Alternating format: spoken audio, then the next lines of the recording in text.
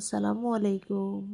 আজকে আমি আপনাদের মাঝে নিয়ে এসেছি বেগুন গ্যাসের চুলায় পুড়ে কীভাবে ভর্তা করতে হয় সেই মজাদার রেসিপি নিয়ে। প্রথমে 2টা বেগুন নিয়ে নিয়েছি এবং সেগুলো চুলায় লো আগুনে পুড়ে নিয়েছি। ঠিক এমনভাবে সিদ্ধ হয়েছে কিনা দুটো কাঠি দিয়ে চেক করে নেবেন আপনারা।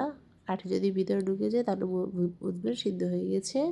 সিদ্ধ হওয়ার পরে এভাবে হাতের সাহায্যে উপরের চামড়াগুলো ছিলে নিব, পরে কালো চামড়াগুলো সরিয়ে নিব। দেখুন আমি যেভাবে সরাচ্ছি ঠিক একইভাবে আপনারাও এভাবে পুড়িয়ে নেওয়ার পরে চামড়াগুলো সরিয়ে নেবেন। এরপর চামড়াগুলো সরানো হয়ে গেলে কিছু ধনিয়া পাতা, কিছু পেঁয়াজ কুচি, শুকনো মরিচ 2 থেকে 3টা নিয়ে নিব।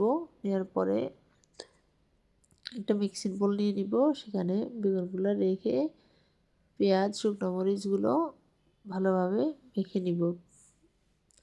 প্রথমে পেঁয়াজ আর শুকনো মরিচগুলো একসাথে ডলে নিব। সামান্য পরিমাণ লবণ দিয়ে স্বাদ অনুযায়ী আপনারা লবণ কমিয়ে দিবেন, টেস্ট করে পরে বাড়িয়ে কমিয়ে নিতে পারবেন। এরপর প্রথমে পেঁয়াজগুলো হাতের সাহায্যে কষলিয়ে নিব, এরপর শুকনো মরিচগুলো হাতের সাহায্যে কষলিয়ে নিব ভালোভাবে। এরপর পেঁয়াজ শুকনো মরিচগুলো মিক্স করে নিব। পেঁয়াজ শুকনো মরিচগুলো মিক্স করা হয়ে গেলে এরপর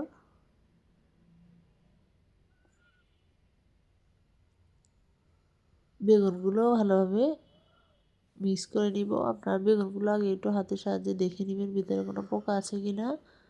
দেখার পরে তারপর ওগুলো মিক্স করে নেবেন, আমি দেখে নিয়েছি আগেই।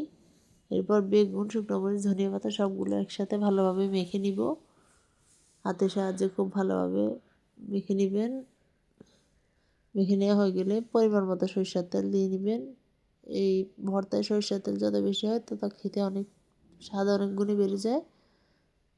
সরিষার তেল দেওয়ার পরে আবার একটু মেখে নেবেন ভালো করে। এবার মাখা হয়ে গেলে পোড়ানো বেগুন ভর্তা রেডি গ্যাসের চুলায়। এটা খেতে যাই আমি হয় গরম ভাতের সাথে। আল্লাহ হাফেজ, আসসালামু আলাইকুম।